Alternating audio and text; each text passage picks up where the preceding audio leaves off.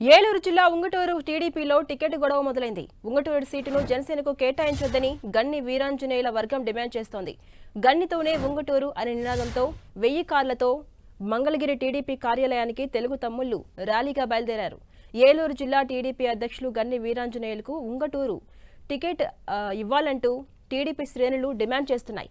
ఉంగుటూరుపై TDP పునరాలోచించి జనసేనకు వేరే ticket కేటాయించాలని గన్ని వీరాంజనేయుల అనుచరులు సూచించారు.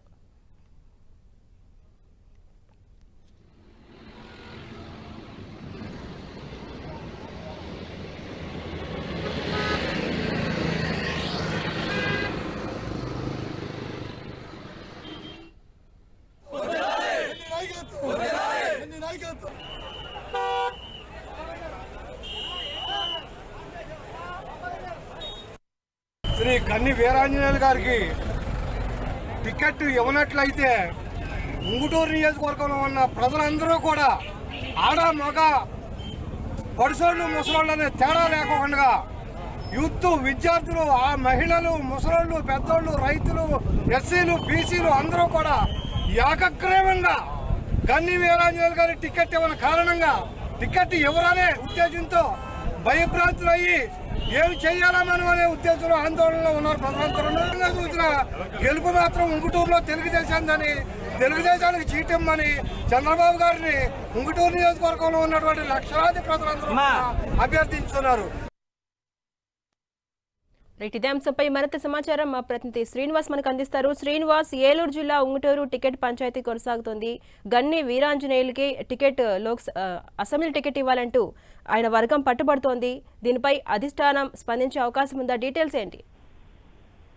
ఝాన్సీ ఉదయం నుంచి కూడా ఉంగుటూరు నియోజకవర్గం నుంచి కూడా దాదాపు 1000 మంది కార్యకర్తలంతా కూడా మంగళగిరి టీడీపీ ఆఫీస్ కంతా చేరుకోవడం జరిగింది. టీడీపీ ఆఫీస్ వద్ద నిరసన తెలుపుతున్న సందర్భం కూడా ఉంది. ఎట్టి పరిస్థితుల్లో ఉంగుటూరు నియోజకవర్గం సీటును తెలుగుదేశం పార్టీకే కేటాయించాలి, నియోజకవర్గంలో పార్టీని బలోపేతం చేయడంతో పాటు జిల్లా వ్యాప్తంగా కూడా పార్టీని బలోపేతం చేసినటువంటి గన్ని వీరాంజనేయులకే సీటు లేకుండా చేస్తే నియోజకవర్గంలో మిగతా నేతలు కూడా చాలా డెలా పడే అవకాశం ఉందని చెప్పి కూడా ఉంగుటూరు నియోజకవర్గ నేతలు అయితే కూడా ఆవేదన వ్యక్తం చేస్తున్నారు. మరోవైపు నియోజకవర్గంలో గన్ని వీరాంజనేయులు కాకుండా ఎవరికి సీటు కేటాయించినా, ఏ పార్టీకి కేటాయించినా అక్కడ ఓటమి తప్పదంటూ కూడా వాళ్ళు హెచ్చరిస్తున్న పరిస్థితులు అయితే కూడా ఉన్నాయి.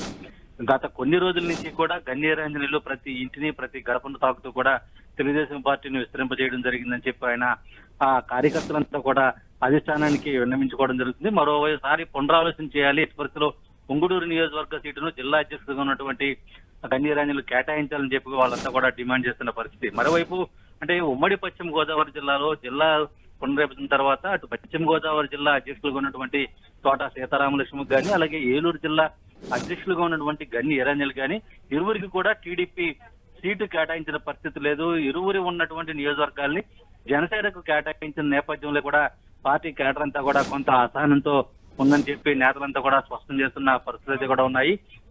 పార్టీని బలోపేతం చేయడానికి కృషి చేసినటువంటి నేతల్ని పక్కన పెట్టి ఆయా నియోజకవర్గాల్లో ఇతర పార్టీలకు జనసేనకు కానీ లేకపోతే బీజేపీకి కానీ సీటు కేటాయించడం అనేది సమంజసం కాదని వాళ్ళంతా కూడా ఆవేదన వ్యక్తం చేస్తున్నారు. ఒకవేళ టీడీపీ కాకుండా అక్కడ ఉంగుటూరు నియోజకవర్గంలో ఎవరికి కేటాయించినా అక్కడ ఓటమి తప్పదని కూడా హెచ్చరిస్తున్న పరిస్థితి.